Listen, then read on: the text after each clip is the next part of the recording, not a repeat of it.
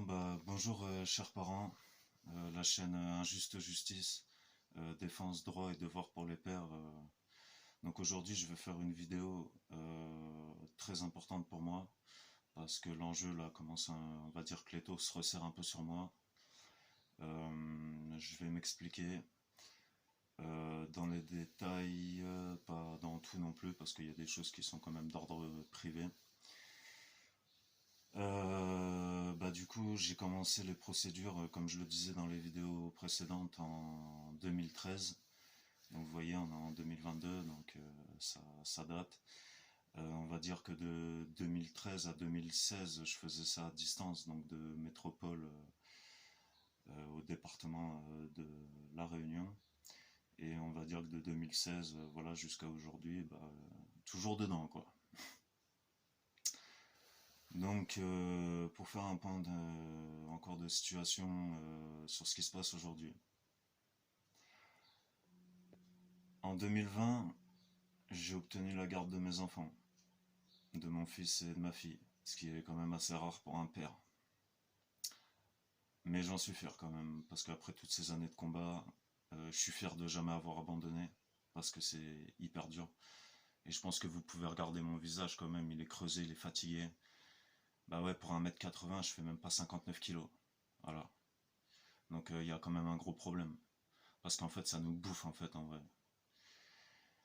Je parle comme d'habitude, hein, je vais pas non plus commencer à sortir des mots à la vieille France là et tout. Moi, je parle pas comme ça. On est dans la réalité elle est comme ça. Moi, je parle, voilà, les juges, etc. Ils emploient des termes et tout que même moi, des fois, je comprends pas. Bon, bref. Moi, maintenant, là, moi, ce qui me dérange,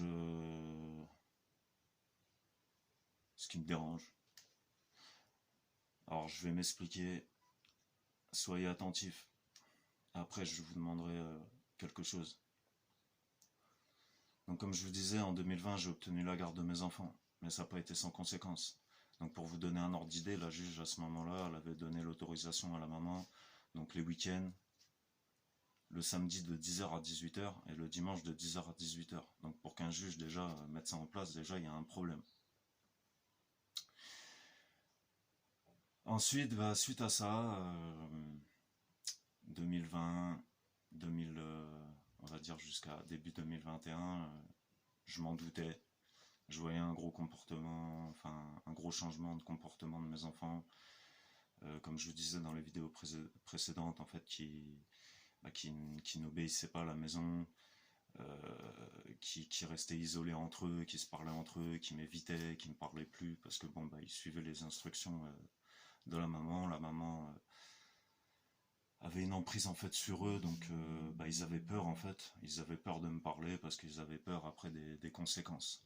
Forcément, à un moment tout se sait dans la vie, donc forcément à un moment, mes enfants ils se sont confiés à moi, donc j'ai connu la vérité, mais j'ai pas laissé tomber mes enfants, j'ai fait ce qu'il fallait. Donc pour vous retracer un peu l'histoire, donc l'année dernière, donc 2021, on va dire entre fin mars et début avril, j'ai accompagné mes enfants au CHU, donc à la médico-légale, parce que mes enfants en fait donc m'ont affirmé quand même certaines violences verbales me concernant on va dire certains de mes proches à cette époque-là, et mes enfants qui me disaient qu'ils voulaient plus du tout aller chez leur mère parce qu'ils se sentent en insécurité. Donc j'ai fait ce qu'il fallait, et du coup mes enfants pendant au moins une bonne heure ils ont été entendus avec un psy de la médico-légale. De là, j'ai dû réclamer une attestation et franchement, ça a été un peu compliqué visiblement pour eux de sortir une feuille et puis de marquer que voilà, je suis bien passé, que mes enfants ils ont bien été entendus, que mes enfants sont instrumentalisés par la mère, qui subissent des violences morales et psychologiques, violences morales et psychologiques de la mère. Voilà ce qui était écrit sur ce fameux papier. Donc je vais pas m'amuser non plus à filmer tous mes papiers quand même. Mais voilà, c'est comme ça que ça s'est passé. De là après, je suis parti à la gendarmerie pour leur dire, moi je m'y oppose. Donc la mère, elle peut venir chercher les enfants. Moi, mes enfants, ils restent avec moi. Donc ils partiront plus là-bas. Depuis avril 2021, mes enfants, ils n'ont pas vu leur mère en week-end. Donc là, je vais m'expliquer. Mes enfants, au fur et à mesure, ils m'ont confié des choses de ce qu'ils vivaient là-bas. Donc, par exemple, bah, moi j'avais mon fils, à cette époque-là, on va dire 8, 9, 10 ans, des trucs comme ça. Et ben c'était lui qui surveillait donc sa petite sœur de 2 ans de moins que lui. Et puis le tout dernier qui est né en 2017. Et puis la mère, bah voilà, genre elle allait partir le vendredi soir, soit revenait le samedi matin très tôt, on va dire dans un état un peu alcoolisé, ou des fois c'était très tard dans la nuit, ou des fois c'était le samedi en fin d'après-midi. Donc cette personne laissait quand même 3 enfants mineurs, seuls à la maison, sans aucune surveillance. Donc il y a eu ça, il y a eu aussi le coup, ah oui papa, une fois en pleine nuit, maman elle est arrivée complètement alcoolisée, elle est arrivée dans la chambre, elle a allumé la lumière, elle avait des couteaux dans la main, elle était en train de mettre des coups de couteau dans le mur, en train de dire ouais je vais tuer une certaine personne, je vais tuer une certaine personne, je vais tuer une certaine personne, si je dois le faire ça sera devant vous, si je vais en prison ça sera devant vous et tout. Voilà ce que mes enfants ils me disent. Et je dois laisser mes enfants aller avec la mère. Tout ça, la justice, ils le savent. Parce que l'année dernière, j'avais saisi la juge des enfants. La juge des affaires familiales aussi, elle a été saisie. On est passé devant la juge des enfants, pardon. J'ai exprimé mes inquiétudes, mes peurs, mes craintes. Mes enfants aussi ils étaient là. La mère aussi, elle était là. Ils ont mis en place une MJIE, mesure judiciaire, investigation éducative. Donc déjà, c'est qu'il y a un problème déjà. Ils sont venus chez moi, ils ont évalué. On a eu je sais pas combien de rendez-vous, je vous dirai des bêtises. Euh, donc il y a eu ça. Entretien avec une psychologue. Mes enfants entretenus individuellement, à plusieurs reprises, plus un éducateur spécialisé de l'enfance. Donc ça fait partie du service social en fait en France. Protection des enfants. Voilà. Mes enfants là ce que je vous ai dit, et encore c'est rien. De ce que je vous dis encore c'est rien du tout. Parce que comme je vous disais dans les vidéos précédentes, ils ont appris à me détester, ils ont appris à m'insulter. Même mon fils de 10 ans qui m'a dit une fois, ouais papa, bah voilà, avant je t'aimais pas, je t'insultais, je disais que t'étais un con, un connard, tout ce genre d'insultes et tout. Donc ça vient d'où ça? Il l'apprend pas à l'école, il l'a pas appris avec moi. Voilà, on sait très bien d'où ça vient, j'ai pas besoin d'en dire plus. Donc tout ça, ça a été dit, les films d'horreur. Parce que ah oui, il y avait eu ça aussi, ça je l'avais dit aussi dans une vidéo précédente. Donc quand mes enfants ils écoutaient pas quand ils étaient avec leur mère, cette personne n'a rien eu d'autre, de plus intelligent qu'à faire que de montrer des films d'horreur à mes enfants. Mais ça laisse des traces encore. Maintenant c'est moi qui répare.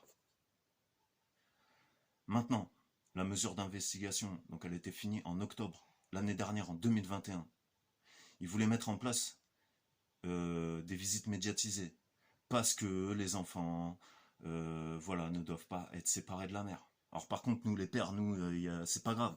Moi, je me suis battu depuis toutes ces années. J'ai porté plainte, disant que je voyais pas mes enfants, qu'elle respectait pas mes droits. Sans suite. Voilà comment ça s'est passé pour moi. Sans suite. Parmi tous les pères aussi qui sont dans le même cas que moi. Parce que papa en colère. On est plus de combien 10 800. Un truc comme ça. Et je lis des trucs, franchement. C'est un truc de ouf. C'est un truc de ouf.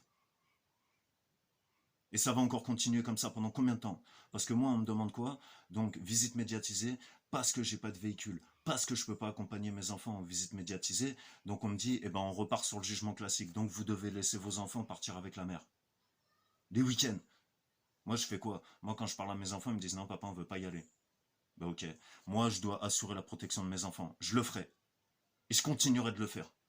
Quitte à me mettre jusqu'au cou, comme ça, avec la justice qui sont en train de me mettre la pression parce que je reçois des mails de mon avocate et qui me dit vous êtes dans l'illégal monsieur, vous êtes dans l'illégal, vous respectez pas les droits de madame et tout, faites attention, je vous préviens, faites ci, faites ça, parce que ça va se retourner contre vous et tout. Et ben moi je lui ai répondu, vous savez quoi, la coupe elle est pleine, j'en ai marre. Maintenant je fais plus rien, parce que toutes ces années, j'ai fait tout ce que vous m'avez dit. J'ai été faire des courriers, j'ai fait des courriers de 9 pages, j'ai pleuré ma vie, j'ai raconté ma vie, tous les messages d'harcèlement que j'ai reçus de cette personne, j'ai été humilié, j'ai été traité, j'ai été rabaissé comme une merde, même jusqu'en bas de chez moi j'ai été insulté, devant mes enfants, devant mon voisinage. Et je dois faire quoi encore? Je dois répondre oui à la justice, et je dois encore faire ce que eux sont même pas capables de faire comme boulot. Je leur ai donné tous les documents qui justifient comment j'ai été mangé pendant toutes ces années, tous les messages, ils les ont, comment j'ai été harcelé. Et d'après l'avocat de la partie adverse, madame avait des messages excessifs à mon encontre. C'est pas des messages excessifs, c'est de l'harcèlement, c'est puni par la loi.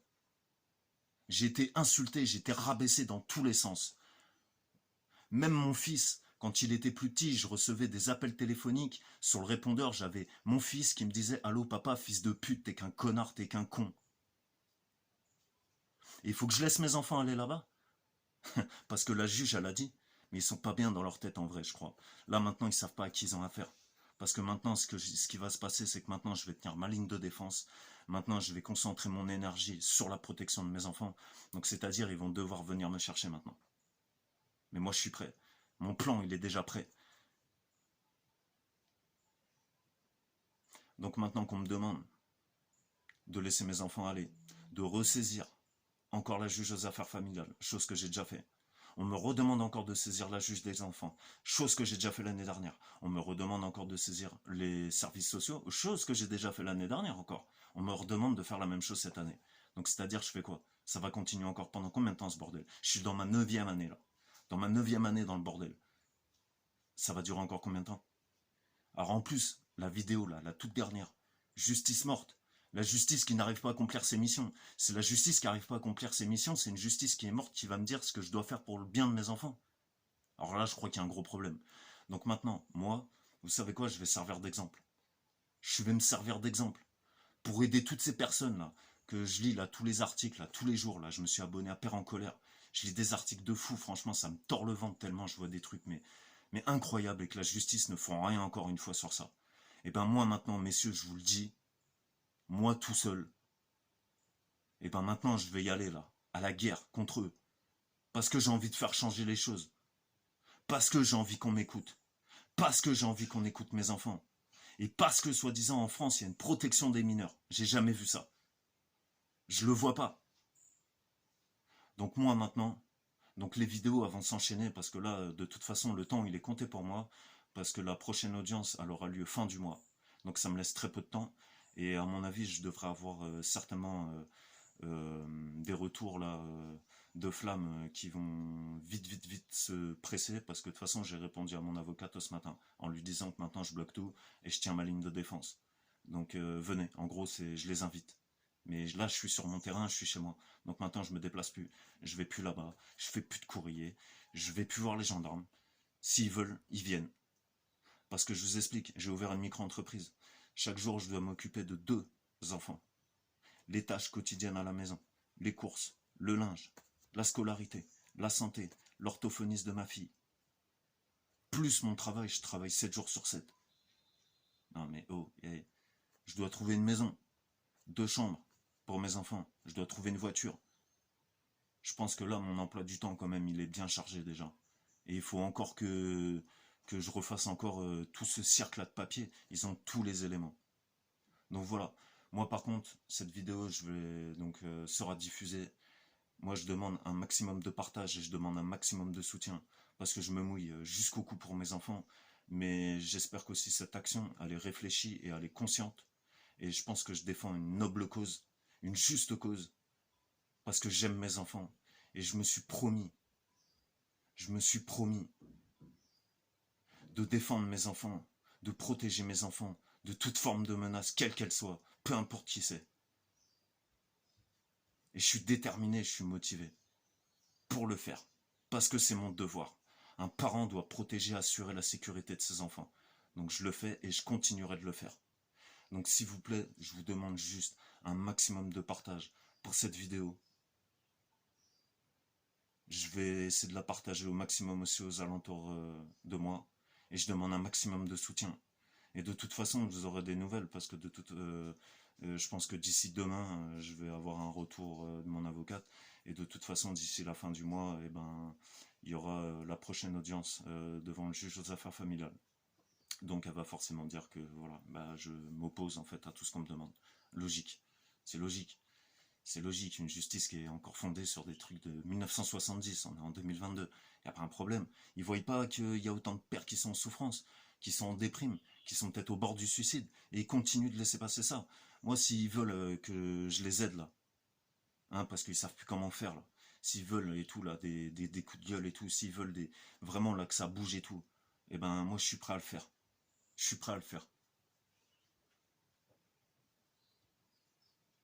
Voilà, donc sur ces quelques mots, eh ben moi je maintiens ma position. Donc maintenant je respecte rien. Je respecte rien en fait. Parce que ces gens-là, aussi intelligents qu'ils sont, avec le niveau d'études qu'ils ont, comment ils peuvent laisser passer ça? Ils connaissent même pas c'est quoi au quotidien de vivre ça. Ils vivent sur des papiers. Eux, quand ils rentrent chez eux, il n'y a pas de problème à la maison. Eux. Ils n'ont pas le ménage à faire. Ils ont femme de ménage, ils ont tout, ils ont la nounou pour les enfants. Il y a si ça qui pose les enfants et tout. Eux, ils sont juste au travail, ils lisent des papiers, ils font pas leur boulot correctement. De toute façon, ils sont au bout, ils sont saturés. C'était marqué dans le journal, je l'invente pas. Et c'est ces personnes-là qui vont me dire, moi, vous faites ça? J'attends qu'une chose, c'est qu'on me convoque. Parce que j'ai plein de choses à dire. Et j'ai pas peur de m'exprimer devant un juge. Maintenant, j'ai plus peur. Parce que c'est des personnes comme tout le monde, en fait, c'est des êtres humains. Ils vont me faire quoi? Je suis père, je suis responsable, j'ai la garde, ils vont me mettre en prison. On va rigoler en vrai. Qu'ils le fassent, on va voir. Alors là, qu'ils peuvent venir me chercher l'attention. Là, ils auront fait une terrible erreur. Voilà ce que j'avais à dire. Donc écoutez, bah, je sais ce que je fais, je sais où je vais. Euh, donc voilà, donc moi je vous dis à tous les parents là qui vivent des moments très difficiles, qui sont au bout, force et courage à vous. N'abandonnez pas, restez juste, prenez soin de vous surtout, faites pas de conneries et répondez pas à la violence par la violence. Moi, je suis peut-être un peu sec et tout dans ce que je dis, mais j'ai aucune envie d'aller me battre ou de prendre des armes ou de faire n'importe quoi. Non, moi je vais me battre avec les mots, je vais me battre avec ma vérité, je vais me battre avec mon histoire et avec l'histoire de mes enfants. Voilà, pour empêcher que mes enfants ils soient encore aliénés par excusez-moi du terme, une folle. Voilà, tout simplement, j'ai pas d'autre mot à dire. Voilà. Mes enfants, ils sont même terrorisés à l'idée de retourner là-bas. Voilà. Voilà ce que j'avais à dire. Donc écoutez, bah, sur ce, bah, les prochaines vidéos vont arriver prochainement. Et je vous souhaite bah, une bonne journée. Et puis bah, je vous dis à bientôt pour les prochaines nouvelles, pour la suite de l'épisode. Parce qu'on va dire un peu que c'est une série. Allez, chers parents, force et courage à vous. Et je compte sur vous, sur votre soutien. On va y arriver un jour, on va changer les choses. Mais il faut qu'on soit solidaire. Moi, je suis prêt, moi, maintenant. Même si je suis tout seul, même si je suis loin, là, c'est bon, j'ouvre la porte. Alors maintenant, vous êtes tous derrière moi, si vous voulez. Mais allez, c'est parti, un maximum de soutien, s'il vous plaît. Merci à vous, à bientôt.